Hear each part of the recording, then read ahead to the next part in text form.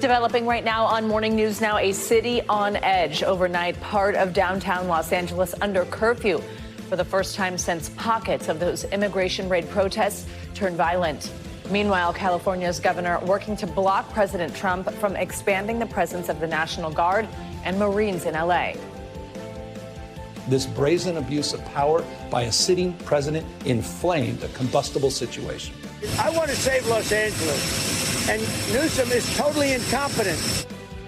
All this as protests over federal immigration raids spread nationwide. We have the latest.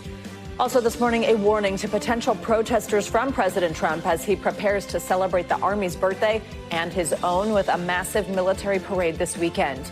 Plus, Defense Secretary Pete Hegseth in the hot seat on Capitol Hill. We will take you to Washington. Cancer concerns, researchers tracking an alarming increase in a rare form of cancer. What doctors want you to know. And countdown to kick off the 2026 FIFA World Cup now exactly 1 year away, with 3 countries, including the U.S., set to host for the first time ever. We will get an early look as the global phenomenon shoots for North America.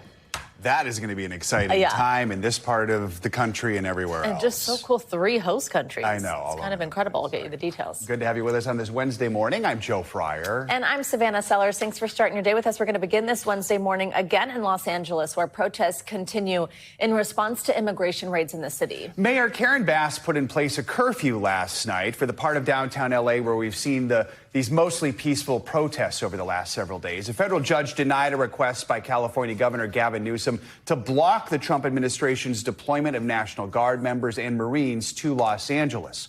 White House border czar Tom Homan spoke yesterday with NBC Nightly News anchor Tom Llamas about the federal response to the protests, and he defended President Trump's actions.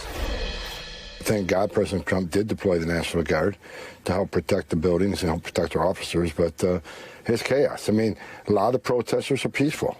Some of the protesters are not. Some of the protesters quickly become criminals when they burn down cars, they damage government property. Protests against immigration and customs enforcement raids are now spreading throughout the country. There have been at least 24 rallies and demonstrations now coast to coast since Monday. NBC News correspondent Camila Bernal joins us now from Los Angeles with the latest. Camila, good morning. So Mayor Bass says this curfew was put in place to try and stop the unrest in the city. We also heard from Governor Newsom, who has been, of course, critical of the Trump administration. Just what is the latest on the protests this morning? Hey guys, good morning. So of course things are calm because we have a curfew in place for another 2 more hours.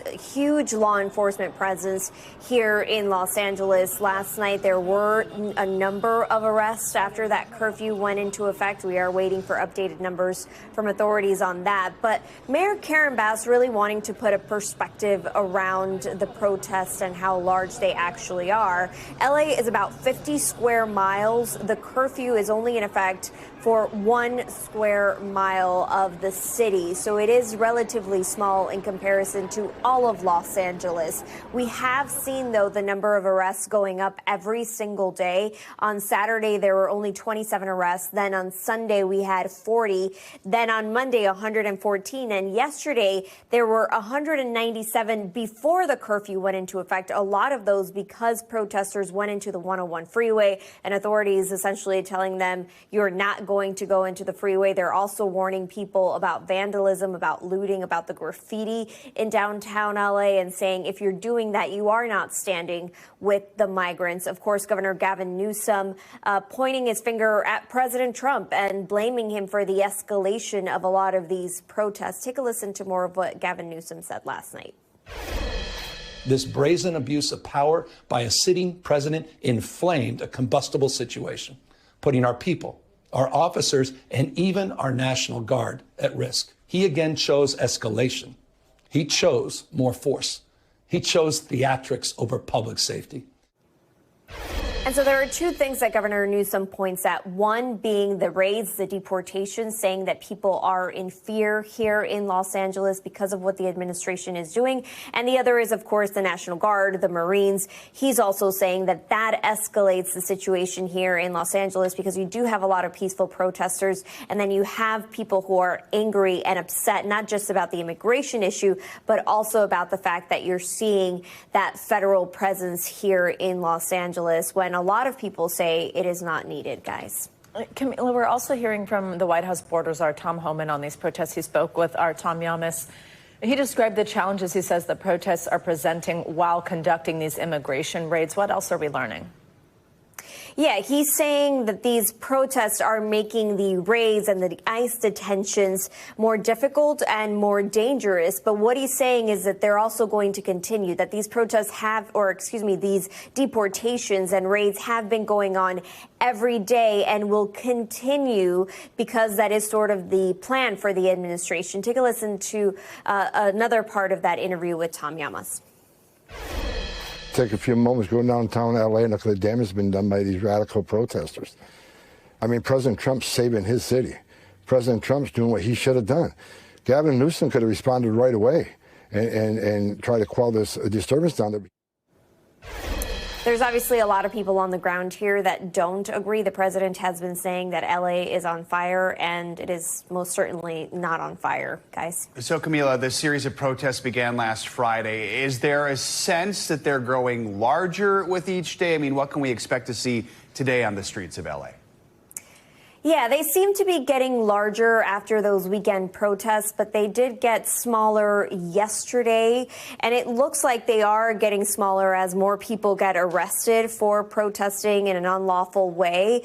There is a protest scheduled for this afternoon, so we'll have to wait and see how that develops. But I will point out that there's a lot of people that want this to be peaceful. Even last night, we ended with a vigil with interfaith leaders wanting to call for the stop of that violence and the focus to go back to the migrants, to the people that are getting deported as the central issue around everything that's happening here in L.A. All right. Camila Bernal in L.A. Camila, thank you. Well, President Trump defended his crackdown on protesters in L.A. during a speech before military families at Fort Bragg, North Carolina. He also later issued a warning to anyone planning to protest this weekend at a military parade that's happening Saturday in Washington, D.C. What you're witnessing in California is a full-blown assault on peace, on public order, and on national sovereignty carried out by rioters bearing foreign flags with the aim of continuing a foreign invasion of our country. We're not going to let that happen. We're going to be celebrating big on Saturday. We're going to have a lot of, and if there's any protester wants to come out, they will be met with very big force. By the way, this is people that hate our country. But they will be met with very heavy force. The parade will mark the 250th anniversary of the U.S. Army. It is also President Trump's 79th birthday. NBC News White House correspondent Monica Alba joins us now with more. Monica's back with us after welcoming her beautiful baby boy, Arlo. Monica, welcome back. Great to see you. So at this time, between the deployment of Marines in L.A. and then this parade this weekend when Mr. Trump's usage of the military is really in the spotlight, what ultimately did he want to convey? What was his message in this speech? Well, it was particularly political for an event like the one that we saw yesterday at Fort Bragg, guys. And that was notable because even some of the service members were chiming in, were reacting, and were booing at times when the president took on familiar foes like the press, or when he was talking about what has been unfolding in Los Angeles and criticizing the officials there. So for him, that was something that was raising some eyebrows, given the fact that he did take this military moment to again become incredibly political. But that's because this is an issue that the White House feels he is winning on when it comes to immigration and when it comes to a strength of force and the military might that was on display there and that's going to be on display with this parade in Washington, D.C. They believe that that is what the voters who supported him put him in the White House to do. So this is something we're going to continue to see. And it was certainly an elevated rhetoric for an event that was taking place, again, at a military installation where typically you wouldn't veer into the political as much as he did yesterday, guys. So, Monica, earlier in the day, the defense secretary testified on Capitol Hill at a hearing that was really focused on the defense budget. There were, no surprise, some tense moments, especially when he was questioned by California Congressman Pete Aguilar. Let's play some of that. If you've got millions of illegals and you don't know where they're coming from, they're waving flags from foreign countries and assaulting police officers and law enforcement officers, that's the problem. The laws of the United States. President Trump has said he will protect our agents, and our Guard and Marines are proud to do it. The law also says, Mr. Secretary, that the orders for these purposes shall be issued through governors of the states. You and I both know that President Trump has all the authorities necessary, and thankfully he's willing to do it. All right. So, Monica, one of the things the congressman also asked about was what was the cost of the deployments? Where's the money coming from? Did we get any answers to those questions? Yeah, we know that it's going to last approximately 60 days, and the price tag on this operation in Los Angeles is north of $130 million. Now, that's going to be coming from the Pentagon budget, and that is something that they talked about in detail yesterday. But when we think about this concept that this could now take place in other cities, which is something that the president said in the Oval Office yesterday, you'd have to multiply that, and potentially we could be seeing that repeated again in other hotspots where more protests and more ICE operations take place. Monica, let's talk about Saturday in D.C., this military parade. What are the details here? Do we know, for example, like how much it's going to cost taxpayers? Do we know if there are plans for protests? There are definitely plans for protests, and as you saw there, the president said that they will be met with some kind of a response, so they are preparing for that. And in terms of what this will cost, experts estimate it's going to be around $45 million, and that accounts for things like $16 million just for road repairs, since you see those really heavy tanks that are going to be rolling down the street here in Washington. They believe that's going to be necessary. They're also going to need to pay for a lot of overtime for law enforcement that are going to be working the event and making sure that it stays safe. And then also they need to pay the soldiers meals where they're going to be staying, since it's also going to be attracting so many more resources. And it's really going to be a massive display, something that the president has been talking about wanting to do since his first term that he's now doing this upcoming weekend. Monica, very quickly before we let you go, the Trump administration did rack up some legal wins yesterday in the federal appeals court, specifically when it comes to tariffs. What can you tell us? This basically means that right now, while challenges play out in court, the tariffs can remain in place. This had been something that the administration wanted to see happen, and they have argued that as this legal process plays out, it could go all the way up to the Supreme Court. But for now, those tariffs remain until something potentially changes, which would be significant. Savannah and Joe. All right, Monica Alba, thank you very much. Great to have you back.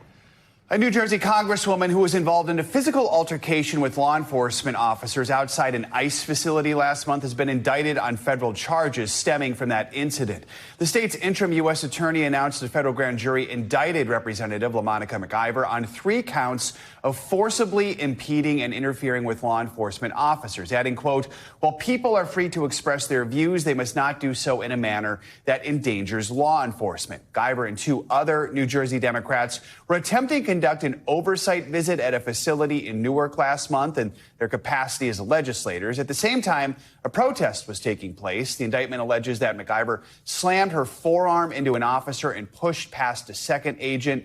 McIver called the legal proceedings a, quote, brazen attempt at political intimidation. She said she will plead not guilty. We're going to stay with news out of New Jersey. Actually, the matchup for the state's governor race now set, teeing up one of the most closely watched elections of the year. NBC News projects that Democratic Congresswoman Mikey Sherrill and Republican Jack Ciattarelli have won their party's primaries.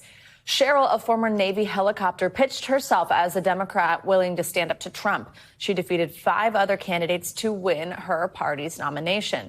Now, Ciattarelli was endorsed by the president and beat 4 other Republicans. He cast himself as a Trump ally and the most capable of winning over the Democratic-leaning state in November. This morning, federal agents are investigating a bomb threat that kept a Spirit Airlines flight and its passengers grounded. The FBI says the man suspected of making the threat was supposed to be on that flight, but missed it. NBC News senior correspondent Tom Costello has the details. It happened at Detroit Metropolitan Airport. We have a situation, so we unfortunately are going to have to deboard this aircraft, and everybody's going to have to be rescreened.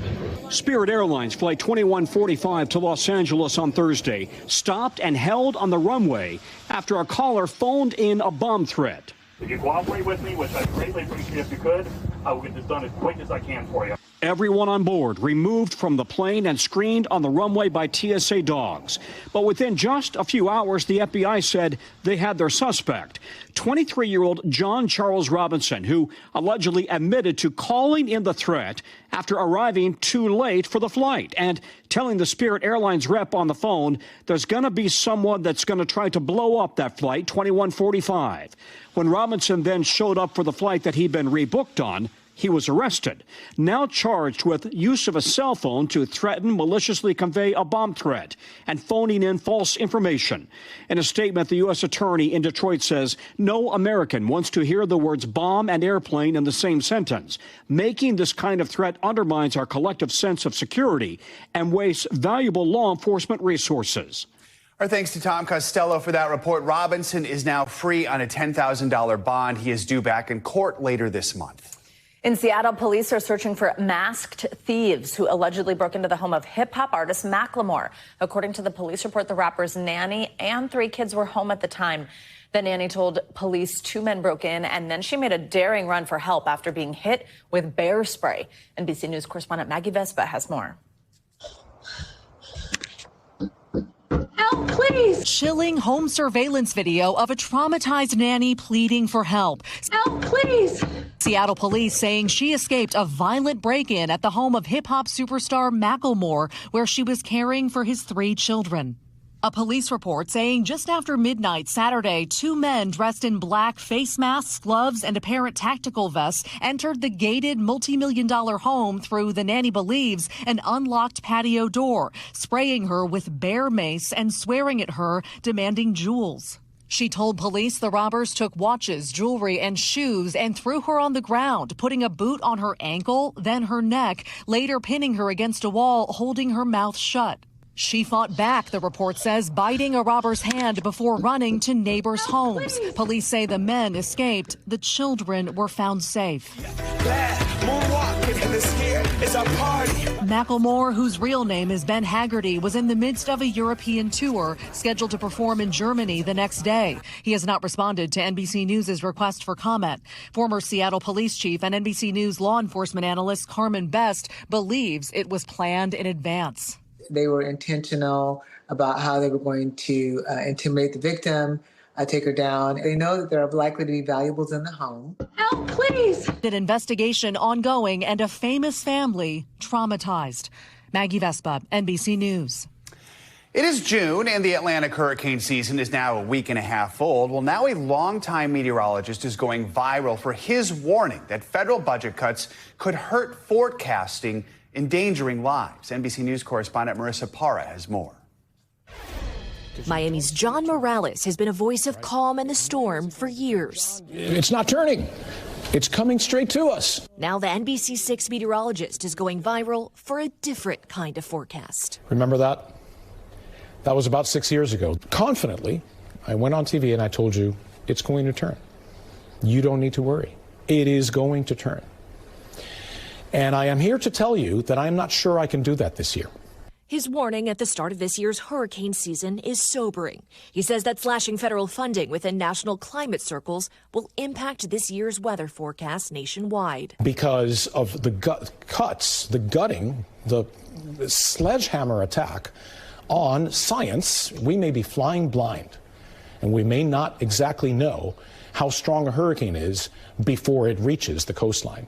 Under the Department of Government Efficiency, or DOGE, the Trump administration's cuts to NOAA and the National Weather Service making headlines this spring. According to NBC News reporting, several key sites have now reduced or suspended weather balloon launches critical for severe weather forecasting, while the National Weather Service now down almost 600 workers after layoffs and buyouts. The cuts prompting 5 former heads of the National Weather Service to write an open letter saying, quote, "Our worst nightmare is that weather forecast offices will be so understaffed there will be needless loss of life." It is absolutely a matter of public safety. Weather in this nation should not be a political issue. We have to be able to identify it, forecast it, provide that information to the people so that they can take the necessary precautions as severe storms are developing. Responding to concern, the National Weather Service tells NBC News they're now hiring more than 100 people to, quote, "stabilize operations across the country." But the Trump administration claims the agency will have enough resources, despite criticism otherwise. We are fully staffed with forecasters and scientists. Under no circumstances am I going to let public safety or public forecasting be touched. As NBC News meteorologist Chase Kane reported last week, a new bill recently introduced in Congress would protect Weather Service workers from future federal budget cuts and classify them as critical to public safety. Last October, Hurricane Milton exploded in size from a weak tropical storm to a deadly Cat 5 in just 24 hours. Morales then famously emotional over what the storm's rapid intensification would mean for human lives. I apologize. This is just horrific. Writing in an article at Am I Worried? You Bet I Am. Warning that erratic weather from climate change is on a collision course with a slashed forecasting industry. Marissa Parra, NBC News. Well, let's stay with weather. We're going to get you checked of your morning news now forecast. Meteorologist Michelle Grossman has the latest. Michelle, good morning. Good morning, guys. And the good news today, we are looking at a quieter weather pattern. Still, though, watching heavy rain in the southern plains. And we have the potential for more flooding today. And that actually will last through Friday. So radar showing us that we have rain falling right now. Some of it is heavy, and that will be the case throughout this Wednesday and even Thursday into Friday. We do have flood alerts. That is in the green. And we do have flash flood warnings. 8 million people impacted by flood watches this morning and will last throughout today. So showers and storms along a stationary boundary. It's essentially a cold front that's parked in place, and we're going to see showers and storms erupting along this front. That's going to bring some heavy rainfall. It will also bring the chance for some gusty thunderstorms, especially in central Texas. So the best chance of these storms, we will be seeing some hail, also some damaging winds. Could see a tornado or two. Then tomorrow we'll see this front finally lifting to the north, still, though, bringing that rain into Texas, Oklahoma, and the southern plains, into the southeast. It's going to lift as a warm front, and we're going to see that division between really warm air to the south and then cooler air to the north of that front. Cooler in quotes. It's nearly summer, but flood risk from San Antonio to Tulsa, Oklahoma. Severe weather threat today includes Houston, also San Antonio. That is a likely spot for seeing the gustier storms. We could see winds gusting up to 60 miles per hour, some hail, some tornadoes, and certainly seeing heavy rainfall. Also Shreveport, Waco, Brownsville, Del Rio could see some gustier thunderstorms too. Flash flood watch, that will be a big concern today and also Thursday and Friday. Where you see the pink, that is a moderate risk. So we're looking at the chance for flooding and also flash flooding. When I say flooding, that's river flooding. Flash flooding comes quicker and then it kind of moves out quicker. Rainfall, we're looking anywhere from 1, 2, 3, but could see isolated amounts up to 5 inches. Where you see those darker colors, we're looking at the reds, the oranges, the yellows. That's where we're looking at the heaviest amounts of rain. So places like Dallas, Shreveport, Alexandria, Austin, and also Houston. Back to you both. All right. Thank you, Michelle. Appreciate it. Much more to come here on Morning News Now. Later this hour, a reality check by researchers on those popular weight loss drugs. The new study that shows the results may not match what you see on TV. First, though, after the break, Austria in morning, we will bring you the latest on a deadly school shooting in the country's second largest city. Stay with us. We are back with the latest from Israel, where Prime Minister Benjamin Netanyahu is facing a serious threat to his hold on power this morning. Key coalition partners have threatened to bring down his government over its failure to pass a law exempting ultra-Orthodox Jews from military service. This issue has been a major point of contention for Israelis throughout their ongoing war with Hamas. This vote today marks the most serious challenge to Netanyahu's leadership since the war began back in October 2023. NBC News international correspondent Matt Bradley joins us from Tel Aviv with more on this. Matt, good morning. So let's start there. Give us a little background about why it is ultra-Orthodox reject military service and what all this could mean for Prime Minister Netanyahu with this vote. That's right. Well, as you know, of course, every man and woman in Israel is required to serve in the military once they turn 18 years old, with some exemptions. All of those Haredi or ultra-Orthodox students who are in yeshiva, they are not required to do that. And that's really in. And that's the real rub here. Ever since the founding of the State of Israel, these yeshiva students, who used to be a very narrow part of the population, they haven't been required to do that military duty. Now, they're a much bigger proportion of the population, and Israel is in its longest war that it's endured ever since its founding, and the more soldiers are needed, especially as the Israeli military ramps up its efforts in the Gaza Strip in an effort to try to finish off the war. So as you can imagine, with so much death and so much fighting in the Gaza Strip, this has become such a controversial issue. Those who are doing their duty are demanding that these yeshiva students, these ultra-Orthodox, very religious young people, also participate. And now A high court last year ruled that this sort of exemption that wasn't part of the law could no longer be applied. That means that these Haredi political parties, who have a lot of influence in Israel's parliament, the Knesset, they came forward and said that they want to see legislation in place that actually formalizes this exemption. So far, they haven't gotten it, and now they're threatening to withdraw from the coalition government led by Benjamin Netanyahu. That could push the government or push the whole country into yet another election. But it still is in the primary phases. It would require 3 more votes in the Knesset, even if it does pass. And a lot of political analysts here believe that what's going to happen is some sort of last-ditch compromise to prevent this. Matt, this is not actually the only challenge the Israeli government is facing. A handful of Western countries said yesterday that they imposed sanctions. And this is on 2 far-right Israeli cabinet members over alleged violence in the West Bank. Tell us about this. That's right. So these sanctions are imposed by 5 different countries, including the UK, Norway, Australia. They're saying that these 2 politicians, Itamar Ben-Gvir and Bezalel Smotrich, who both have positions in Benjamin Netanyahu's cabinet that I was just referring to, that they are basically guilty of inciting violence in the West Bank that we've seen so often. There are about 500,000 Israeli settlers who are now living in settlements throughout the West Bank. These are extremely controversial. Most of them, the vast majority of them, are considered illegal by international law. And often what we see, we've been seeing them almost on a daily basis, is these settlers going and harassing, attacking, fighting, often killing Palestinians in the West Bank. And so these sanctions are saying that these 2 men are guilty of inciting that kind of violence. All right. Matt Bradley, thank you for your reporting. Appreciate it. Let's stay on some international news. Austria is in mourning today following a deadly shooting at a school in its 2nd largest city. Authorities said that a former student opened fire at a secondary school in Graz. At least 10 people were killed, 12 others were wounded. The suspect died by suicide. The Austrian chancellor declared 3 days of mourning, calling the shooting a national tragedy that has shocked the nation deeply. NBC News correspondent Danielle Hamamdjian joins us from London with more on this. Danielle, good morning. I mean, Joe just said it, that violence, it was shocking for Austria. I mean, just to put it in context, This was one of the deadliest attacks on Austrian soil since World War II. Tell us what we know about how this all unfolded yesterday. Yeah, good morning, Savannah. The city of Graz is located in the southeast of the country. About 300,000 people live there. The first reports came in at around 10 a.m. and within minutes, special forces were called to what must have been a horrific scene. Hundreds of police and paramedics rushed to the school where they found many dead, including, as you mentioned, the shooter. Who were his victims? 6 of them female students, 3 of them male. A female teacher later died in hospital.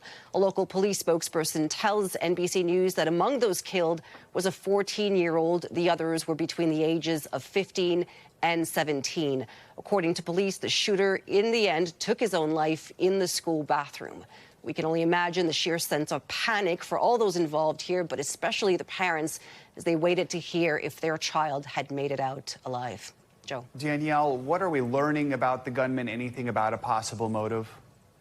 Yeah, authorities are still trying to get the full picture here. What the public has been told is that he was a 21-year-old Austrian national who once attended this high school in question but did not graduate.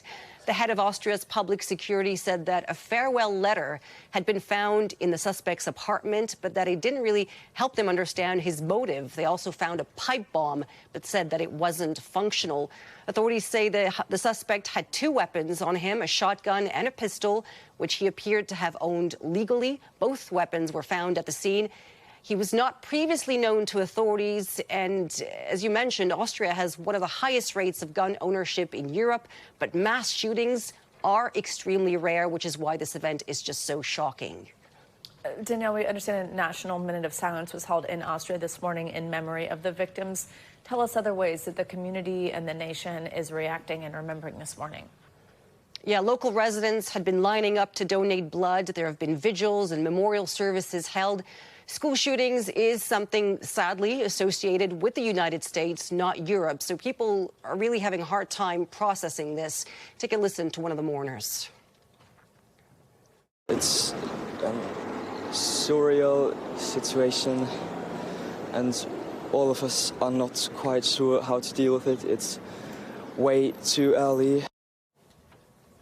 The Austrian Chancellor, as you mentioned, announced 3 days of national mourning, calling it a dark day in the history of this country. He said that these people, these young people, had their whole lives ahead of them and were taken along with the teacher who accompanied them along the way. Guys, back to you. All right, Danielle, thank you very much. Coming up, cancer concerns. Researchers sounding the alarm as cases of appendix cancer quadruple. When we come back in our weekly checkup, we're going to break down the findings and who is most at risk. This is Morning News Now. We are back with this week's medical checkup. A new study shows cases of a rare form of cancer. We're talking about appendix cancer. That's on the rise. Plus, new research suggests those popular weight loss medications may not be as effective as we once thought. NBC News medical contributor Dr. Natalie Azar joins us on all this. Starting with this really important one, Dr. Azar, this cases of appendix cancer on the rise. We hadn't even heard of that or knew that that was a specific type of cancer. What do we think is behind this, and is there a way that you can be aware or check? Yes to all of those questions. We'll talk about that. So, yeah, it's not appendiceal cancer is not something we talk about frequently. There will only be around 3,000 cases diagnosed this year, as opposed to over 150,000 cases of colorectal cancer. Okay. So again, just to keep it into perspective, it's not like an extraordinarily common cancer, but nonetheless, it is on the rise. And experts are calling this something like a birth cohort effect because it's predominantly affecting Gen X and millennials. So it does point to something in the environment that could have been contributing to this increased risk. Think of all the things we always talk about: obesity, alcohol use, ultra-processed foods, maybe the development of diabetes and obesity, which are also on the rise at a certain time in our life, could increase the potential risk, and add that on top of genetics. The short answer is we don't know, but those are all the potential hypotheses.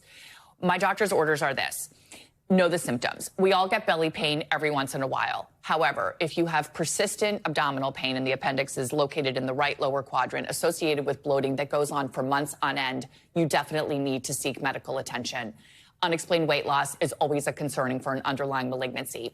And I think especially with GI things, because bloating and gas and things like that are so common, if you're not feeling well and you're just not getting the right answers, advocate for yourself. This is something that can be picked up on a CAT scan or an MRI of the belly, not with a colonoscopy. So you just need to keep on asking your provider if you're not feeling well. And the provider, really, it's incumbent upon them to continue with that workup, because a diagnosis can be made, and the earlier the better. And if they catch it, I presume they can take your appendix out like they do with an appendicitis. appendicitis. You take the appendix out, but a lot of times what happens is, because the symptoms can be kind of nonspecific and vague, a lot of times it will present where it's already involving more areas of the belly, and they do chemo and they do like resection of appendiceal cancer, but it can be challenging to treat if it's caught in later stages. Okay, good to know. All right, so let's talk about something we talk about often: these GLP-1 drugs, Ozempic and Mounjaro. There's a Cleveland Clinic study that says results in the real world often fall short. What do we know about this? Well, this is in line with a lot of what we know, that what happens in a clinical trial in a very controlled setting where you're obligated to take the same amount of medication every single time and do check-ins,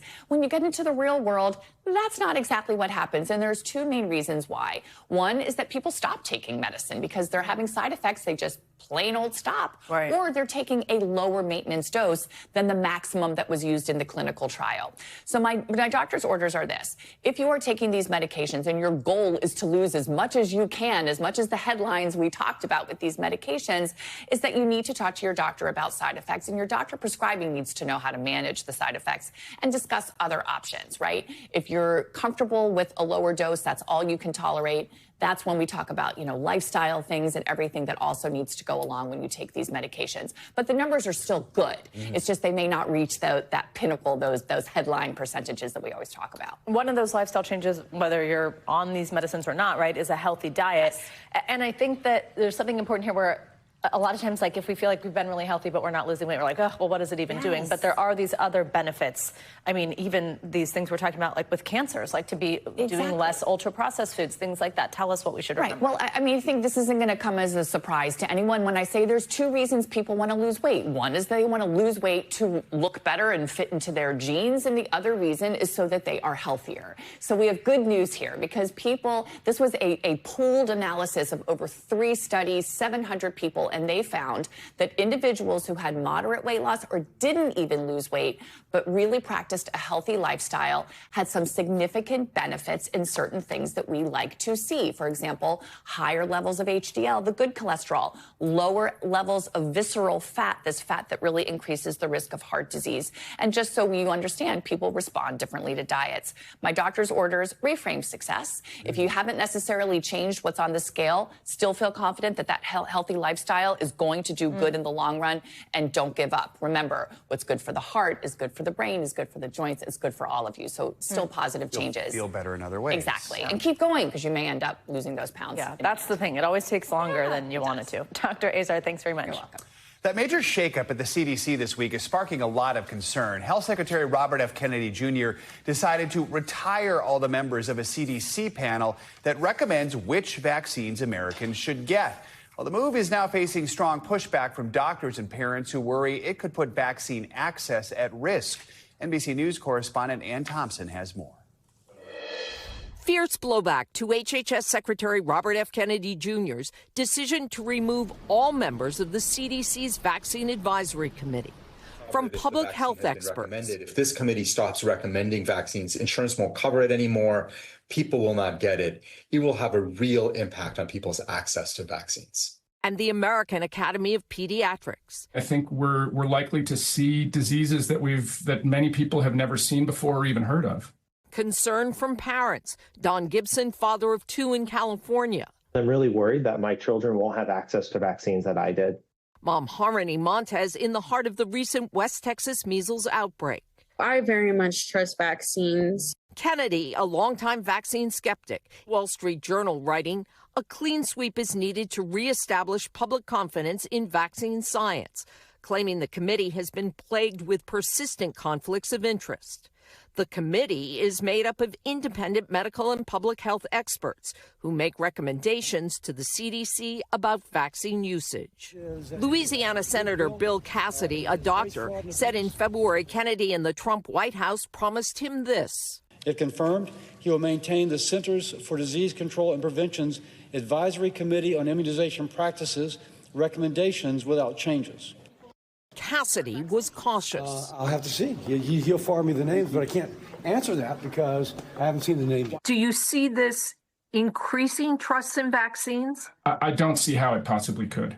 Trust, and the nation's health experts say, potentially at risk. Ann Thompson, NBC News. All right, coming up, goal! Trying. You probably guessed it. We're talking soccer. Football with the 2026 FIFA World Cup now exactly 1 year away. Who better to start our countdown to kickoff than Telemundo sports anchor and FIFA World Cup host Miguel Gurwitz? We're going to have more on the excitement next. Also, it's being called the dry season. We're not talking about the weather, though. We'll sit down with the author of a new memoir all about voluntary celibacy. This is Morning News Now.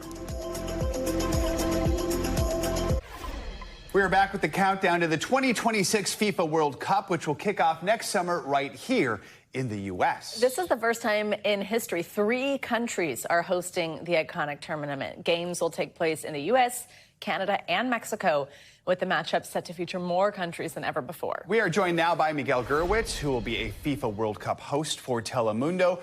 Good to have you with us. So whether you call it football or whether you call it soccer, this is the first time in more than 30 years we're even having it here in North America. Yeah. Just big picture, what are you most excited about? What should we look forward to with this? Good morning. Thank you for having me. We call it football.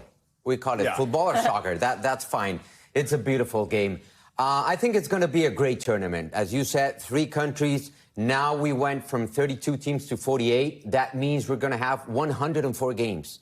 That's crazy. 104 games, all of those games live on Peacock, 92 on Telemundo, 12 on Universal.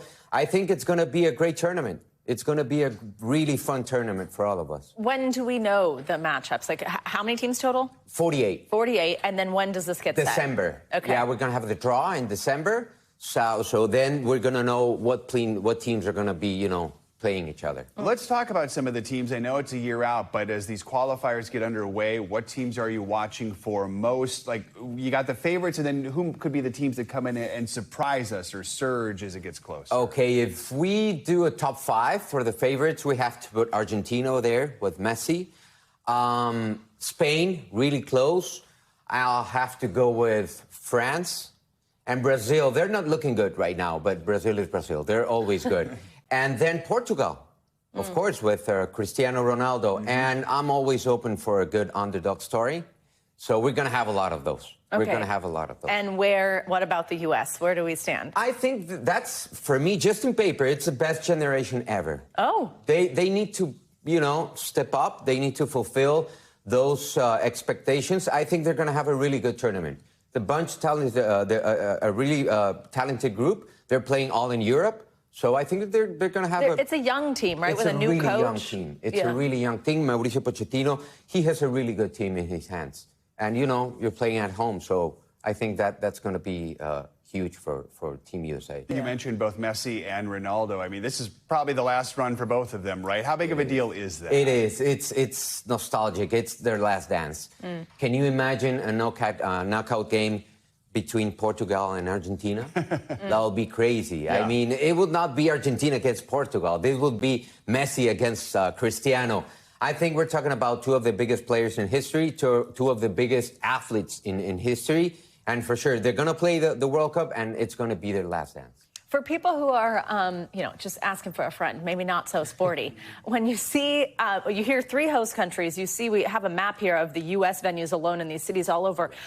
How does that work? What does that mean for these teams? Are they flying all around? How do these multiple venues work? They're going to be located in strategic regions. Like Mexico is going to play in Mexico. Then they're going to play... We know they're going to play in the West Coast for the majority. Like Los Angeles, they're going to play in Dallas, also in Houston. So we need to wait for the draw, and then we'll know where the team's going to play.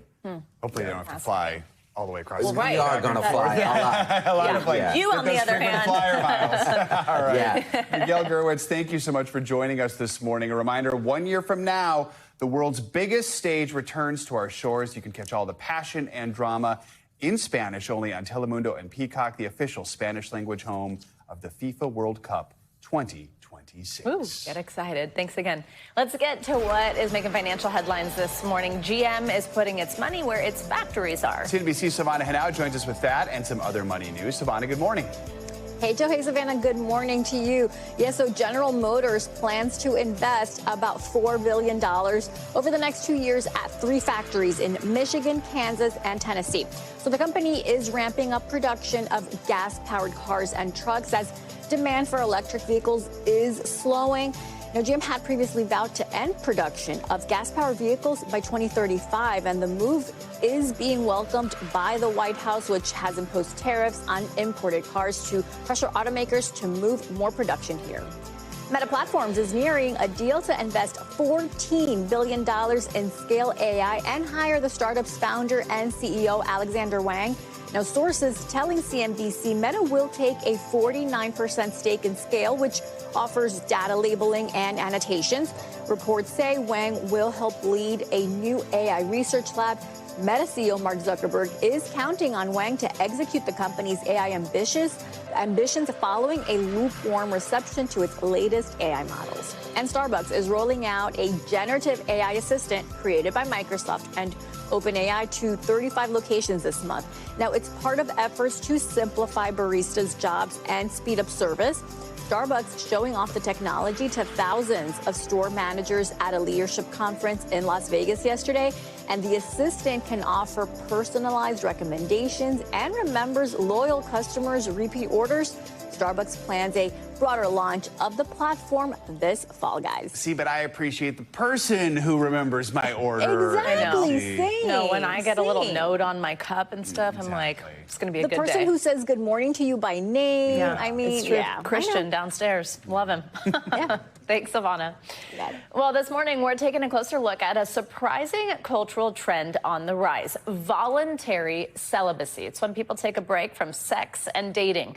A recent survey actually shows that 1 in 6 women and 1 in 10 men are doing this. They're describing themselves as single by choice. Celibacy has grown in popularity over the last decade with trends like #BoySober on TikTok. There's also South Korea's 4B feminist movement, which rejects dating, marriage, sex, and childbirth. Well, now it is the subject of a new memoir by Melissa Febos called The Dry Season. It explores the unexpected benefits of choosing this lifestyle. We are excited to have the author herself, Melissa, here in studio with this new book that's out. Congratulations. Everybody's talking about this book. It's getting so much buzz. Tell us first just about the decision. It's not even close to your first book, but the decision to share something obviously private and personal in some ways, but to put it in this book. Oh, thank you so much. I'm so happy to be here. You know, I started being in committed monogamous relationships when I was about 15 and basically was never single until I was in my mid-30s. And I think I really absorbed this story as a young person, and I think everyone does, but especially girls are given this messaging that we are supposed to source our self-esteem in our lovability, our attractiveness to potential partners. And once we're in relationships, we're taught to value selflessness, to make lots of compromises and accommodate and avoid conflict and sort of be of service to our partners. But I found in my mid-30s, I had a devastating breakup, and I realized that this story isn't working for me. Like something's amiss here. Some of my friends were getting married and settling down, and I thought, you know, I've been working so hard in all of these relationships and it's just not working. So I decided to take a break, and I started with 3 months, which doesn't sound like a lot, but for me it was. It was a radical departure from my pattern. And within weeks, I was having the best year of my life. Wow. And it's not an exaggeration to say that it really was. And it turned into a year. You went from 3 months to a year. I mean, what changed for you physically, mentally? What did you notice that changed? I mean, what didn't change? Honestly, I thought it would be hard, and I had this idea that celibacy and singledom would be sort of a deprivation and it wouldn't be fun, but I had more time for everything. You know, my friendships flourished, my creative practice flourished, and most of all, I really sort of turned all the attention I'd been pouring into my relationships, I turned it towards myself, and I found I'd really been starved for my own attention, and I started to get to know myself in a way that I never had, like, since childhood, and it really made me feel so secure and so happy and so sort of held in a community. My life really sort of bloomed. And such that near the end of that year, I seriously considered whether I would ever want to be in another relationship again. Wow. Yeah. I mean, when you say so many benefits like that, I guess if somebody can kind of like get to that point themselves or get over, you know, like an initial loneliness or something like that, it makes sense. But why do you think it's resonating with so many people, or people want to try something where, you know, we're traditionally taught you don't want to seek out being alone? Why do you think that's kind of flipped on its head? Right. Well, I think, you know, encouraging especially women to want to be in relationships really sort of serves the structures of society, right? Like, typical heterosexual frameworks teach women to work really, really hard in relationships. And I think especially with the swing towards political conservatism right now and the rolling back of women's rights, women are sick of it. They're fed up, and they want to give that energy back to themselves and their communities and their relationships. And most of all, maybe even more so than any of that, this story about being selfless in our relationships and compromising our deepest held truths. Like, of course, relationships require compromise, but to elide essential parts of ourselves, it just doesn't work. True intimacy doesn't come from omitting really true parts of ourselves. And so this sort of looking for the right person to complete us over and over and over again, I think it just fails over time. And instead of finding the right person, we need to become the right person. And women are really sort of talking to each other and seeing these stories and movements, and they're turning toward a different kind of option. Wow. We only have just like a very few seconds here, but the thing is, this did prepare you. You did find that person for you, That's right? And that's I guess a lesson in all of this. Yeah, it wasn't the goal at all, but you know, I do think that finding true comfort with being alone qualified me for a long-term relationship. I've now been married for 4 years. Very happy. Qualified. What a good way to put it. Melissa, thank you very much. Congrats again on the book. It's called The Dry Season. Again, everybody's talking about it. You got to read it. Thank you for joining us this morning. Thank you so much for having me. Great to have you. Coming up, proof that it's never too late to chase your dreams. When we come back, we're going to introduce you to the 88-year-old college grad whose incredible accomplishment put her in her school's history books. You're watching Morning News Now.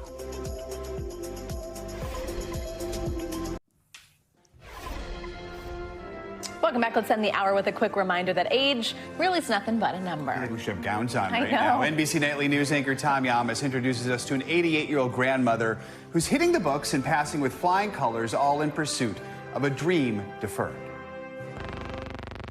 The year was 1959, and Joan Alexander was getting ready to graduate from the University of Maine with hopes of becoming a teacher. But then came the big news. She and her husband were expecting. At the time, pregnant women weren't allowed to participate as student teachers. All these years, I hadn't realized that I had this big hole in my life, and that's what it was, the lack of the diploma. As years went by, Joan's family grew, and she began volunteering in schools, helping young preschool children learn to read. Her 4 daughters would eventually all graduate from college. But over the years, Joan's youngest, Tracy, said something was missing. So I felt like it was important for her to have that degree that she earned. So last year, Tracy called the University of Maine and made her mother's case. Why did you want to do this for your mom? It always made me kind of sad to think that she had done everything that she could do and that she wasn't able to get this degree. The university looked into it and determined Joan did meet the student teaching requirement. I think he said, Mom, you're going to be a graduate. We both cried. That day, the super senior making history. At age 88, Joan became the oldest undergrad to receive a degree from the University of Maine. After I got it, that hole filled up, and I felt like I was a finished person. Tom Yamas, NBC News. Okay, I mean, adorable. Never too late. Good for her. Lesson there. That's going to do it for this hour of Morning News Now. Stay with us, though. The news continues right now.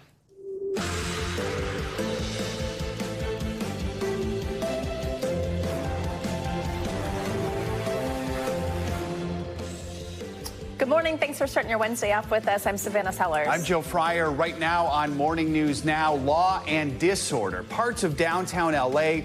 under a city-imposed curfew overnight.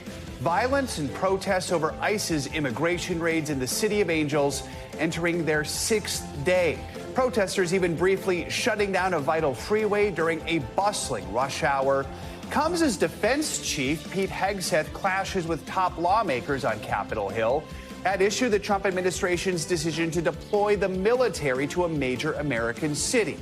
Plus, billionaire Elon Musk now walking back some of his controversial social media posts about the president. We are covering it all. We've also got a couple money headlines for you on this Wednesday morning. Investors on Wall Street and Main Street alike anxiously awaiting today's read on inflation. All as top U.S. trade officials tease details of a freshly inked agreement with China amid that tariff tit-for-tat that has been shaking up the major markets. We are watching your wallet. And later in the hour, why hitting unsubscribe on all those pesky spam emails in your inbox might do more harm than good. I've always wondered about that. I feel like I'm hitting unsubscribe and I don't trust that this is the end of the story here. Yeah, or sometimes I like delete all and I'm like, that could have been bad. All right. What did I need? We'll delve into it in a little bit. Let's begin this hour, of course, with the ongoing protests in Los Angeles against federal immigration raids. Yeah, curfew has been implemented for parts of downtown L.A. as police look to crack down on protests, and dozens of people were arrested overnight. This all comes as a federal judge denied a request by California Governor Gavin Newsom to block the Trump administration's deployment of National Guard members and Marines. Meanwhile, the Marines are set to begin operations in the city today. And then over in Texas, Governor Greg Abbott says he is planning to deploy the Texas National Guard across the state to, quote, ensure peace and order, ahead of a planned protest in San Antonio. Well, a similar protest took place on Monday night outside the state capitol in Austin. NBC News correspondent Liz Kreutz has the latest developments on this from Los Angeles.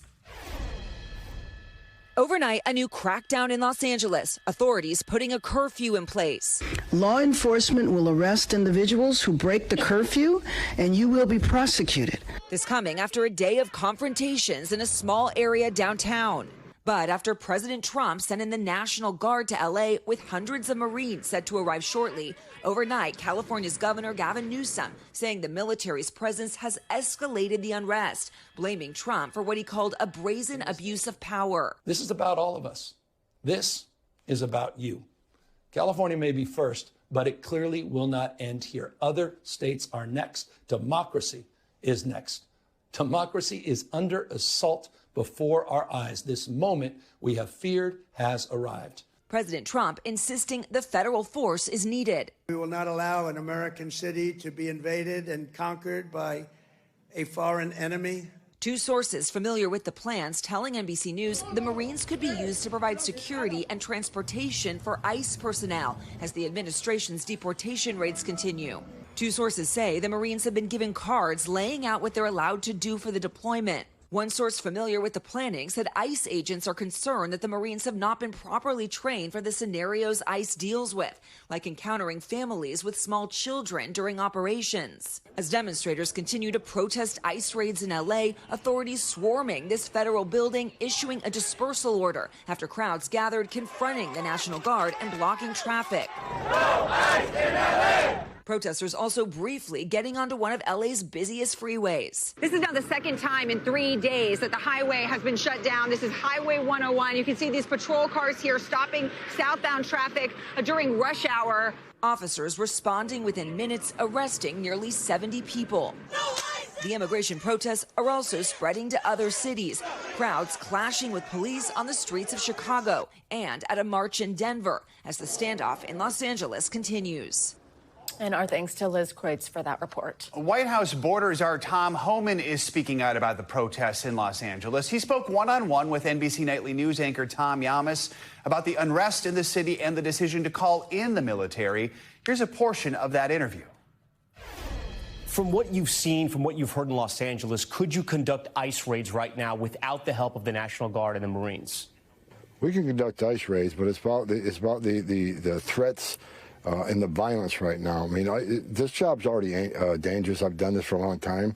I mean, our ICE officers have been attacked. It's like we're a third world nation where people think it's okay to threaten the life and safety of federal law enforcement officers and their families. I want to put up a tweet for you. This is what Governor Newsom put on X, right? He put the photos you see there of Marines sleeping on top of each other. This is what he wrote in that post. You sent your troops here without fuel, food, water, or a place to sleep. Here they are being forced to sleep on the floor, piled on top of one another. What do you say to that, Mr. Homan? I'd say I ought to take a few moments, go downtown L.A. and look at the damage that's been done by these radical protesters. I mean, President Trump's saving his city. President Trump's doing what he should have done. Gavin Newsom could have responded right away. And everybody wants to put the blame on President Trump and the National Guard. You know the blame starts? It starts with the Biden administration, where over 10 million illegal aliens cross this border. We're out there trying to respond to the chaos he created. Our thanks to Tom Yamas for that report. Governor Newsom says that local law enforcement was equipped to handle anything that got out of hand over the last few days. Well, as President Trump faces growing pushback over this decision to deploy troops to Los Angeles, he's also making a new threat against anyone who may be thinking of protesting this weekend's massive military parade in the nation's capital. NBC News senior White House correspondent Garrett Haake has the latest. The president has been aggressively defending his decision to send thousands of National Guard and hundreds of Marines onto the streets of Los Angeles. And with the Army's massive military parade planned for this weekend in Washington, which also falls on the president's birthday, he's also warning anyone planning protests here or around the country that they could face similar crackdowns, even shrugging off Republican criticism of this expensive martial spectacle coming to D.C.'s streets. As thousands of U.S. troops stand guard on the streets of Los Angeles, the Trump administration facing new scrutiny over the president's decision to deploy the National Guard and active duty Marines in response to immigration protests. In a combative congressional hearing Tuesday, active duty military has absolutely no role in domestic law enforcement. Defense Secretary Pete Hegseth sparring with Democrats over the administration's legal justification for the deployment. The governor of California has failed to protect his people. Pressed on the price tag, the Pentagon's chief financial officer estimating the deployment would cost $134 million. Hegseth also suggesting the president's use of troops inside the U.S. could expand. I think we're entering an even another phase, especially under President Trump, with his focus on the homeland, where the National Guard and reserves become a critical component of how we secure that homeland. It comes just days ahead of another show of military might, with a massive parade marking the Army's 250th anniversary set for Saturday in the nation's capital. It is also President Trump's 79th birthday. We're going to be celebrating big on Saturday. The president threatening anyone who plans to protest the parade, making no distinction between peaceful demonstrations protected by the First Amendment and violence. For those people that want to protest, they're going to be met with very big force. Well, the president also visited troops at Fort Bragg in North Carolina yesterday. Some Republicans now pushing back on his parade plans. We were always different than, the images you saw of the Soviet Union and North Korea. I wouldn't spend the money if it were me. We're a lion, and a lion doesn't have to tell you it's a lion. And about that money, military officials tell NBC News this parade is expected to cost taxpayers about $45 million to produce, including $16 million earmarked to repair the expected damage to D.C. streets. All right, Garrett, thank you. After 8 weeks of testimony, the end of Karen Reed's murder retrial is near. The defense is expected to rest its case as soon as today. Reed is accused of killing her former boyfriend, Boston police officer John O'Keefe. NBC News correspondent Emily Ikeda joins us with more on this. Emily, good morning. Hey there, good morning to you. The jury could begin deliberating the mountains of evidence presented by the end of this week. But one thing they will not consider, testimony directly from Karen Reed, who just confirmed she will not testify. 2 months into her high-profile murder retrial, Karen Reed revealing she will not take the witness stand in her own defense. Are you going to testify? I'm not testifying. Why make that decision? They have heard my interview clips. They've heard my voice. They've heard a lot of me. Reed is accused of hitting her former boyfriend, police officer John O'Keefe, with her SUV and leaving him to die in the cold after a night of drinking. But her attorneys say no collision ever happened, calling nearly twice as many witnesses this time around compared to her first murder trial last year, which ended in a hung jury. I'm declaring a mistrial. A main focus of the defense's case this year, O'Keefe's injuries, including gashes on his arm and skull fractures. By looking at the body, I could tell that there was no evidence of impact with a vehicle. A forensic pathologist telling the jury O'Keefe likely hit his head on a ridged surface rather than the flat yard where his body was found. She also testified she believes O'Keefe was bitten and scratched by an animal, which Reed's defense team has said was a dog. Do you have an opinion as to whether or not the wounds that you see, the patterned injury that you see on Mr. O'Keefe's right arm, is consistent with an animal bite or claw marks? Yes, it is. The defense also showing accident recreation videos using a crash dummy that an expert says caused damage inconsistent with what was seen on Reed's vehicle. That's in stark contrast to experts presented by prosecutors who suggested the collision shattered Reed's taillight and scraped O'Keefe's body. A crash reconstruction analyst for the prosecution testified data shows Reed's SUV drove forward 34 feet, then reversed 53 feet at nearly 24 miles per hour, just hours before O'Keefe's body was found in that area. It is consistent with the collision. More than 3 years since the Boston police officer's death, Karen Reed's widely watched retrial now entering its final days. It seems that the case may be ready to go to the jury Friday, maybe Monday at the latest. As for what's next, the defense's last witness returns to the stand this morning. Then we're expecting rebuttal witnesses before closing arguments get underway, Joe. All right, Emily, thank you. Let's get more on the latest twists and turns in this case from a criminal defense attorney, our NBC legal analyst, Danny Sabalos. Well, we gave you more of an intro there today. Danny, good morning. Let's start with the defense's strategy. Why are they choosing to focus on O'Keefe's injuries this time around? Because instead of, it's a really great end run around all the data the prosecution has put in about cars moving forward and backing up. The defense, on the other hand, has called multiple experts to say it really doesn't matter what the data from the car shows. because there was never a collision. And the reason we know that is the nature of the injuries and the injuries to the arm, although non-fatal, we believe were caused by an animal bite. So, and you even heard this yesterday in really kind of a mic drop moment, one of the experts, when asked, why didn't you consider all the data from the car moving backward and forward? She said, because it was irrelevant, because his injuries were not consistent with being hit by a car. It's a very clever way to get around all of this scientific data the prosecution put in from the vehicle, from the phones, and from other scientific sources. How about the prosecution? What is it they focused on? What points do you expect them to really hit home in their closing? So they're going to, I mean, have they put in enough evidence that Karen Reed backed into her boyfriend and killed him? Yes, I think they've put enough evidence in. However, one of the things I think they did not so great this time around was they didn't own the fact that their former lead investigator was problematic for them. Instead of owning the fact that Trooper Proctor, who is now fired and disgraced, they really tried to act like he never existed. Trooper Proctor, who are ye? I've never heard of you. And so that, I think, is problematic for them. Look for the defense to change their tack. Originally, they pushed the whole conspiracy and cover-up narrative.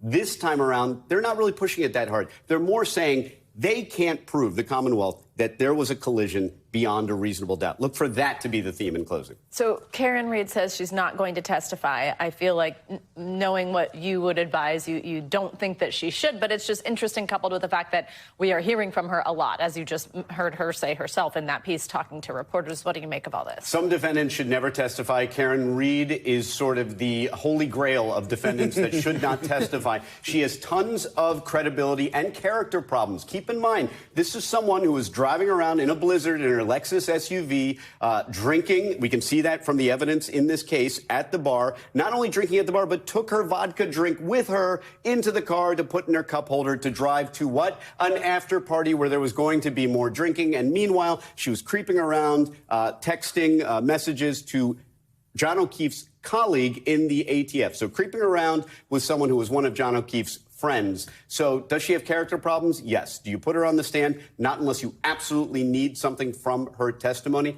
They don't really need that. So better to not put someone like Karen Reed on the stand. Not testifying, but fascinating how she spoke with the media every day. Oh, I've yes. never seen anything like that covering a trial before. All right, so you've got the jurors. They've got this mountain of evidence, 8 weeks of testimony. How do you think they even begin to approach deliberation? You know, this is something I think about all the time because I don't know what they do in that jury room. Yeah, you get some anecdotes from time to time, but how do you sift through all this scientific and medical evidence for lay people like you and me? I mean, I don't know much about head injuries, and I don't know a whole lot about the data that's generated from my cell phone and my vehicle. So how do you dive into that kind of evidence? It is a daunting challenge, and I think a lot of jurors, especially, this is a young jury. I'm seeing that myself. My last jury trial just a few weeks ago, very young jury. I think we're seeing younger juries today. It's not the old retired folks anymore that end up on juries. So will they struggle to keep their attention on all of these hyper-technical pieces of evidence? A lot of times, maybe they may miss something or disregard it completely. Danny Savalos, thank you so much. Time now for a check on your morning news now forecast. We've got Michelle Grossman with us with the very latest. Hey, Michelle, good morning. Good morning, guys. And we are watching some flooding potential in Texas today, portions of the southern plains along the Gulf Coast, too. That's the main weather story today. Also really hot in the southwest. We're going to be warming up for a bit in portions of the mid-Atlantic, the northeast, the Ohio Valley, and lots of sunshine today. Also looking at the potential for strong storms in the Great Basin and Intermountain West. This is what we're going to be dealing with all day in especially parts of Oklahoma, also Texas. We are looking at very heavy rainfall. That's going to produce flash flooding, also river flooding. And this will extend over the next couple of days. So not just Wednesday into Thursday, also Friday. And you can see that heavy rain falling now. As a result, we do have flood watches for 8 million people. We do have flash flood warnings. That means flooding's happening now or it's imminent. So we're going to see these little red boxes kind of popping in and out throughout the day. Flash flooding comes quickly and then it kind of exits quickly. At least that's a hope. So showers and storm along this front that's kind of parked over the area. We're going to see heavy rainfall and we're going to see the chance for some gusty thunderstorms too that could reach severe levels. With that, we could see some hail, some damaging winds, a tornado or two. Then we'll finally see this front lift a little bit to the north as a warm front. Then we're going to shift the focus of this flooding into San Antonio, Texas, and also into Tulsa, Oklahoma. So that's going to be the parameter or the pathway where we'll see this flooding. Severe weather today, I mentioned we could see any of the possibilities that we typically see, winds damaging, and also hail, a tornado or two. And that would mainly be from Houston to San Antonio, where you see the yellow. That's the likeliest area of seeing some heavy downpours and also some really gusty thunderstorms. Isolated amounts of rainfall up to 5 inches. We're so saturated to begin with. We've had so many storms over the past couple of weeks targeting this area, and we're just going to add to those totals, and that's why we're concerned about the flooding. And some of these areas in Central Texas are under a flood risk, moderate flood. Now, we mentioned this, Savannah and I talked about this on Monday. We have had so much rain in the Northeast over the past couple of weekends. So how many have we actually had? And unfortunately, there's no cure because we're going to see more this weekend. In Boston, we've had 13 weekends with some rain falling or even some snow into portions of northern Maine. So it's wet weekends we're looking at. 7 weekends in Providence, 15 in Hartford, 7 in New York City, and 29 wet weekends in Syracuse. So look what happens as we go throughout Saturday. We're going to see more rain, unfortunately, with a slow-moving storm system. And unfortunately, I'm going to end it on this note. We're going to see more rain on Sunday with locally heavy downpours. So hopefully you have that umbrella handy. Savannah, we talked about this. We're sick of it. We'll embrace the nice days before that. We'll look at it that way. So positive. Beautiful today. There you go. Thanks, Michelle. More to come on this Wednesday edition of Morning News Now, including why you might want to think twice before hitting unsubscribe on those super annoying spam emails. First, a major breakthrough in America's trade tit-for-tat with China. What we know about a possible deal coming after talks between the two global powerhouses abroad this week. Those stories and more next. We are back with a development in the trade war between the U.S. and China. Following high-level talks in London, representatives from both sides have reached a framework deal that would ease tensions on tariffs. NBC News international correspondent Janice Mackey-Frayer has the details. This morning, a positive step to de-escalate a punishing trade war. China, first row. That's raising prices for Americans. The U.S. and China reaching a framework for a deal to ease tensions over tariffs. U.S. Commerce Secretary Howard Lutnick said the agreement piggybacks a phone call last week between President Trump and China's leader Xi Jinping. We both have our presidents behind us, pushing us to make sure we take care of our respective sides.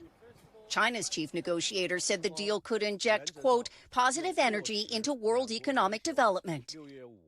The framework, if approved, would ease a trade spat that has unraveled relations between the world's two largest economies. Both sides had agreed last month to a 90-day truce on tariffs after President Trump imposed steep taxes on some goods and China retaliated, raising prices for American consumers. We're very far advanced on the China deal. It's a complicated deal, but it's a deal that's bring us a lot of money and a lot of everything else. While the framework could help move things forward, both countries still need their presidents to sign off. Talks had focused on rare earths, the critical minerals U.S. manufacturers use in everything from phones to electric vehicles to weapons. It comes during a key time for President Trump's broader trade war, with an appeals court ruling yesterday that many of his tariffs can stay in place until a crucial showdown in the courts this summer. And trade talks with Europe are moving slowly, ahead of an early July deadline that could see tariffs soar once again. Now, it's unclear whether this latest framework will hold, but it is a positive step forward for American consumers worried about the cost of tariffs hitting their wallet. Russia is continuing to launch deadly attacks on major cities in Ukraine. President Zelensky says at least 3 people were killed, 64 others injured in overnight strikes on Kharkiv. Despite this ongoing fighting, families of Ukrainian prisoners of war are rejoicing this morning after their loved ones were returned home. NBC News chief international correspondent Richard Engel joins us now from Ukraine's capital city and has the latest. Richard, good morning. There were more Russian attacks against Ukrainian cities overnight. There is still nothing close to a ceasefire here. But after a prisoner swap, there is renewed hope that there will at least be more prisoner exchanges. Russia rained down more drones on Ukraine overnight, many exploding in the eastern city of Kharkiv. While the Russian government adamantly denies it targets Ukrainian civilians, once again, apartment buildings were hit, with several civilians killed, according to the city's mayor. And while President Trump's push for a ceasefire is stalled, Ukraine and Russia did carry out an exchange of prisoners of war. We watched as the freed Ukrainians were greeted to a hero's welcome at a hospital north of Kyiv. But they looked like the living dead, gaunt, heads shaven, their bodies broken, and some say beaten. Alexander Kulkov told me he was a prisoner for more than 3 years and that the Russians broke his ribs. If nothing was already broken, they would break it, he said. Hundreds of families of missing Ukrainians tried to show the POWs photographs, hoping one of them might have seen their lost father, son, or brother while in Russian captivity. Olga Serhichuk had no luck. I'm happy for those who have been returned, but I am so sorry my husband is not among them, she said. But just a few feet away, Tanya Shestak couldn't contain her joy. A prisoner saw her father 2 days ago and said he's doing well. This is the first information. Yes. First time you learned that your father is still alive. How are you doing? Oh, very. Very exciting. I can feel you squeezing my arm. Wow.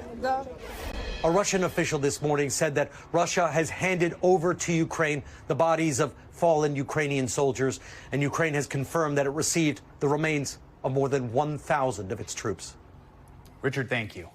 Well, in South Africa, at least 7 people are dead and several others missing after a powerful storm triggered dangerous flooding. NBC News correspondent Danielle Hamamjian joins us with that and some other world headlines. Danielle, good morning.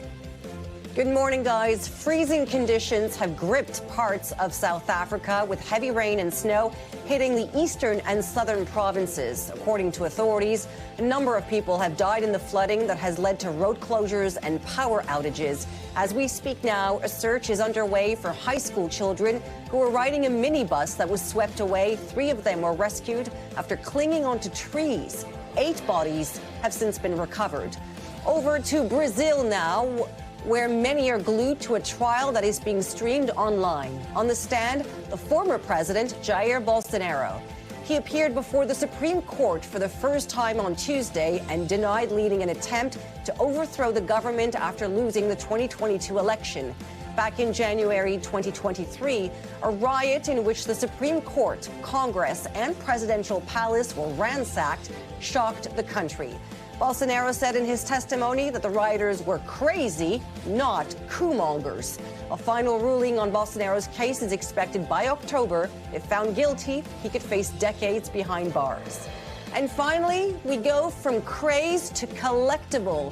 A Beijing auction house has sold a human-sized Labubu figurine for more than $150,000. Now, if you're like me and had never heard of them before, Labubus are those toothy little monsters mainly sold by China's toy company Pop Mart.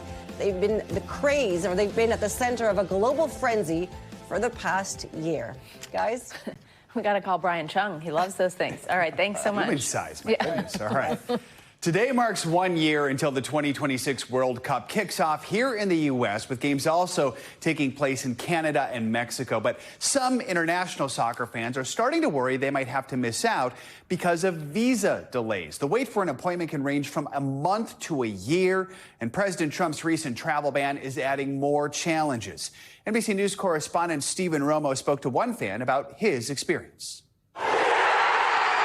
There's nothing quite like World Cup soccer and the euphoria of the crowd when a goal is scored. But with the 2026 World Cup only a year out, there's a big question of whether the fans will make it to the stadiums or be forced to watch from home. Set in the United States, Canada, and Mexico across 16 different cities, some thousands of miles apart, it's already presenting logistical challenges. Add in the Trump administration's crackdown on immigration, and fans are increasingly concerned. You need to be applying now for that visa. Indian citizen and soccer fanatic Shivanshu Vyas says at first the earliest time he could get a visa appointment was for next May. I thought, well, hey, if my appointment is in May, I'll get my application approved when the World Cup would have already started. Luckily, he managed to snag another appointment, still 8 months out from now. But the State Department website reports some consulates have average wait times as long as 16 months. Secretary of State Marco Rubio saying last month he's considering making some consulates work overtime and even employing AI to help speed things up. And as countries start to qualify for the World Cup, another worry.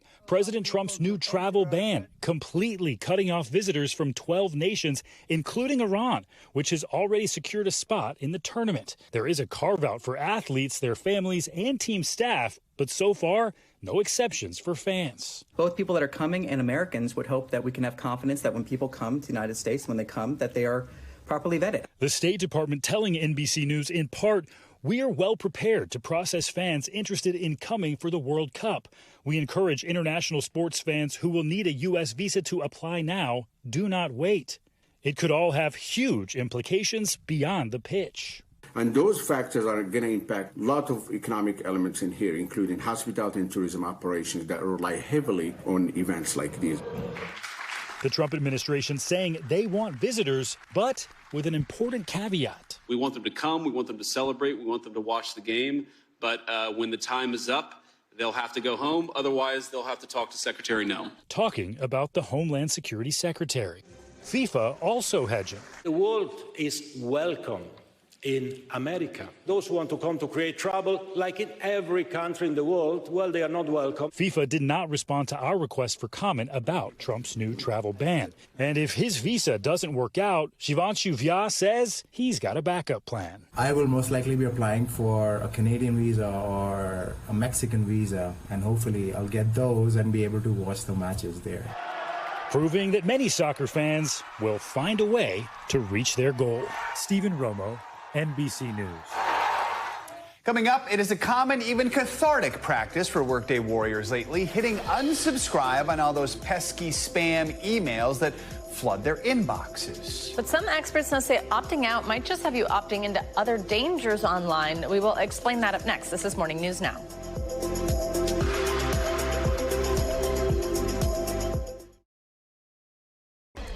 We're back with a new warning about those annoying spam emails flooding your inbox and why hitting unsubscribe could actually put you at risk. Yeah, a recent Wall Street Journal report reveals how scammers are using those links to target users. NBC News business and data correspondent Brian Chung has more on what you need to know to stay safe. Hey, Brian, good morning. Good morning. It's the way that people often try to clean up their inboxes, hitting that unsubscribe button. But the irony here is experts warn that clicking that button can sometimes lead to more trouble than it's worth. It's the bane of our email existence. How big is your email inbox? Thousands of spam. I just send them to my junk and create a rule for them just so I don't have to look at them anymore. How many of these emails do you think are spam? I think almost 80%. 80%? Yeah. Those seemingly never-ending emails offering everything from vacation deals and breaking news to food delivery perks. What's the meaning of this email that everyone got? You'll have to be more specific, Dwight. I get like 8 emails a day. With all of those messages piling up, it can be tempting to scroll down and click here to unsubscribe. But according to a new report in the Wall Street Journal, there could be a catch when selecting that option. If it's a bad actor that's sending this email to you and the email looks legit, but at the bottom it says click here to unsubscribe, why would that link be any safer than click here to see if you won $5,000?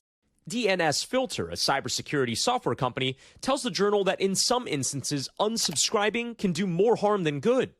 They found that 1 in every 644 clicks on that familiar message of click here to unsubscribe leads to potentially malicious websites. Why? Because by trying to unsubscribe, users could be tipping off potential scammers that they're likely to click on a link, putting a target on their backs for attackers to use future links for schemes for extortion, installing malware, and more.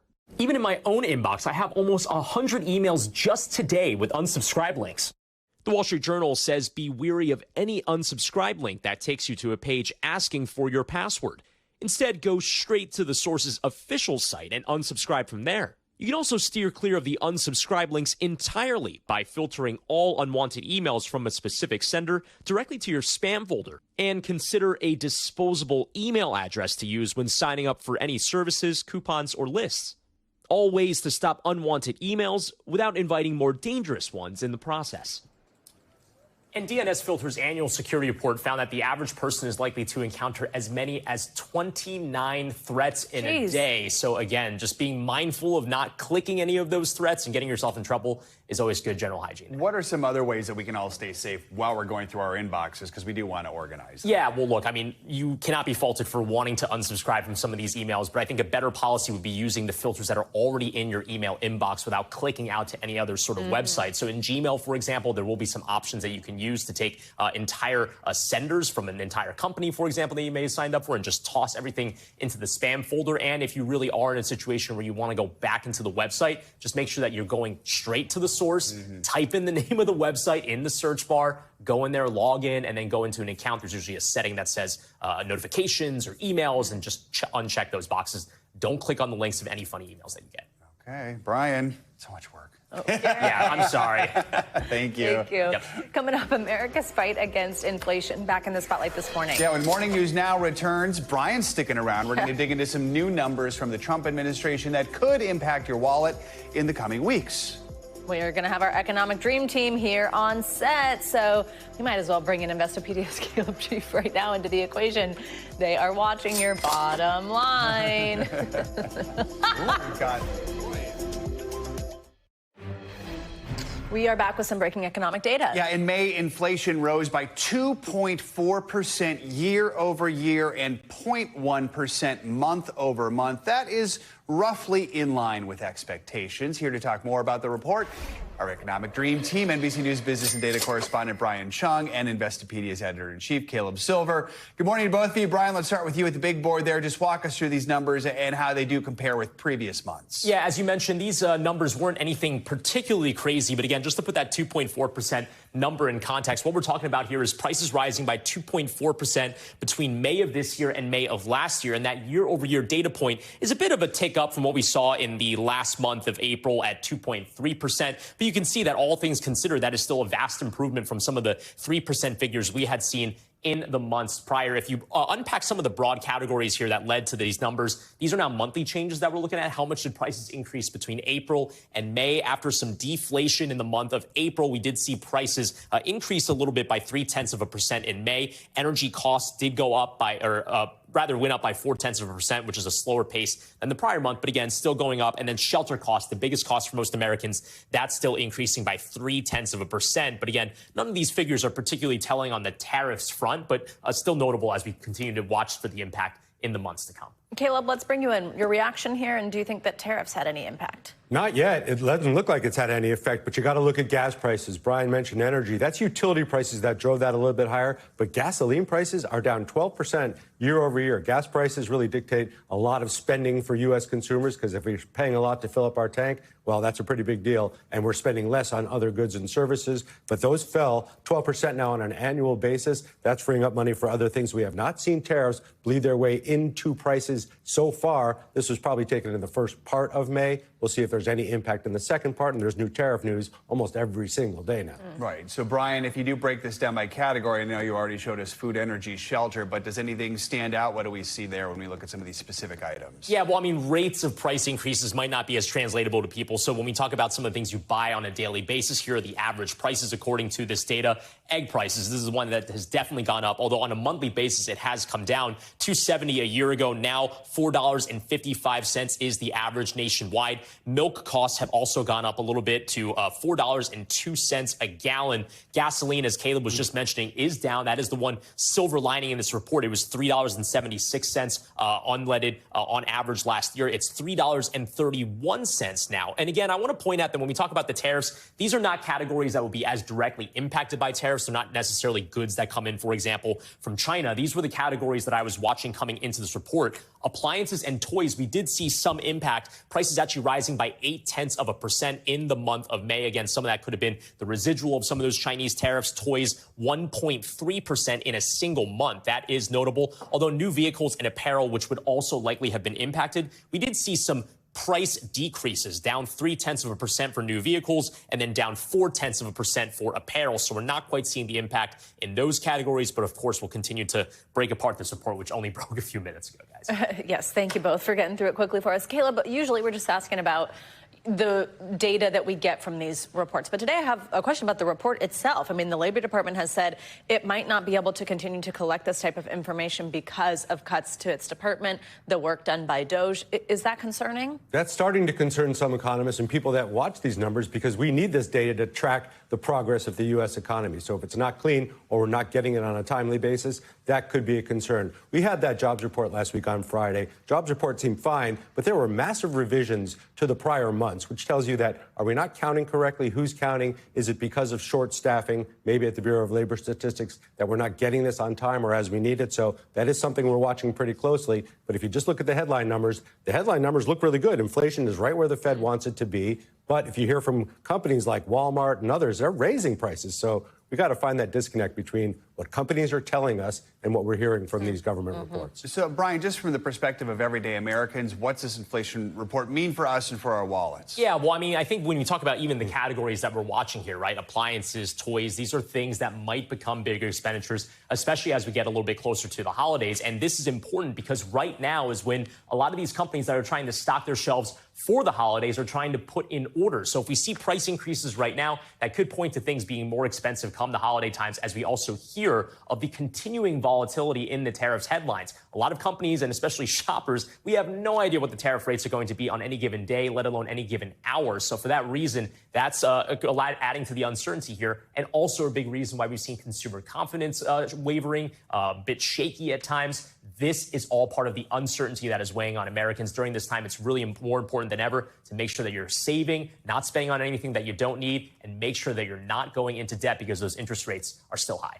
Caleb, countdown clock. Yeah, 7 days, 5 hours, and 19 minutes, but don't wait for much because there's a 0.2% chance the Fed lowers interest rates next week. I would be highly surprised. There's a 100% chance the president will be very upset when they don't lower interest rates. Wow, I've never heard you say something so short. Caleb, Brian, thank you both. Thank Appreciate you. it. We've got some more money news now. Google workers getting the chance to grab their cash in splits. The NBC Silvana Henao joins us with that and some other Wall Street headlines for us. Hey, Silvana. Hey, Savannah. Hey, Joe. Good morning.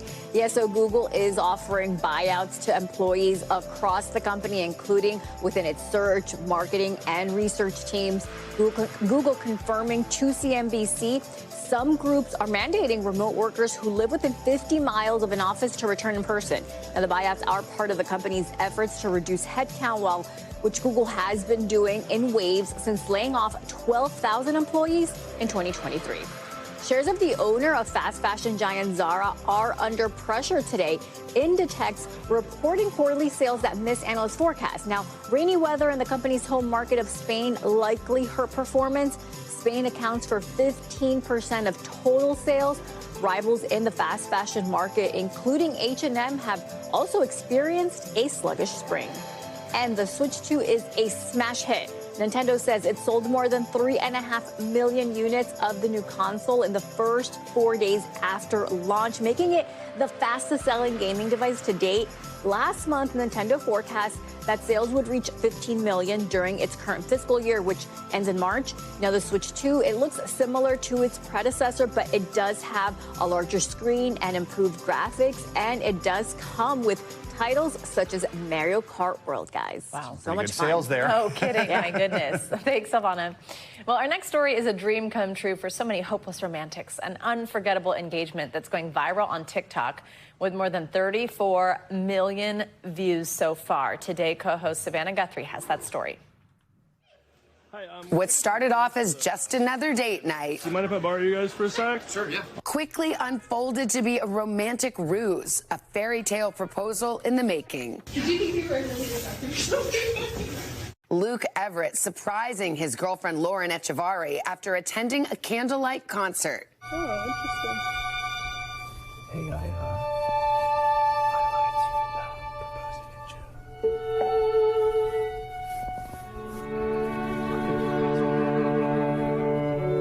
with the auditorium all to themselves as part of Luke's elaborate plan, designed down to the very minute.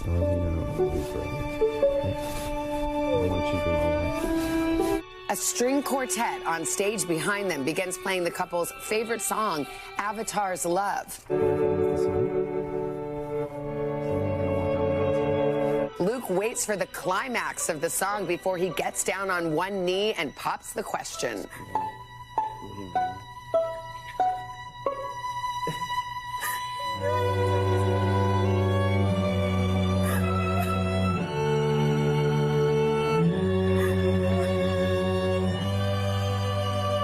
It was photographer Parker Stralow's idea to film the special moment. Luke originally was just asking me to photograph the proposal, and I begged him. I was like, please let me film this. He posted it on TikTok, tugging at heartstrings all across the platform with more than 30 million views and over 6 million likes. I was going to be happy if it had more than like 600, 800 views. Many users even tearfully posting their reactions online.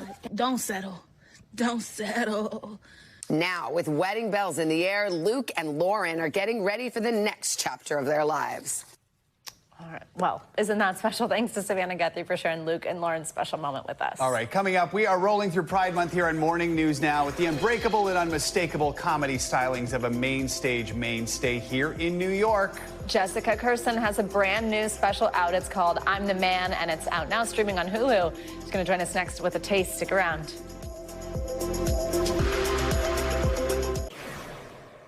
We are back with a story that has BTS fans all over the world celebrating the K-pop supergroup one step closer to a reunion. Members RM, V, Jimin, and Jungkook were greeted by cheering fans as they completed their military service.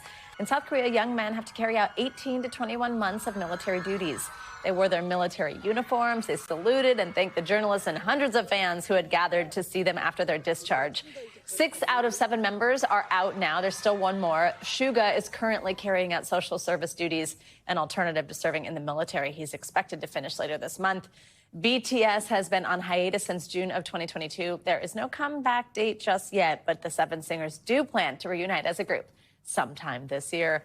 Good news for their army. Yes, redefines the word army there. Yeah, right, exactly. Savannah. All right, let's end this hour with something to laugh at. And who better to help us than comedian Jessica Kirson. Her smart and sometimes biting jokes, often at her own expense, have made her a mainstay at comedy clubs here in New York City. Here, she talks about lying on her Weight Watchers app. The other day, I had a pint of ice cream, and I wrote down 1 baby carrot.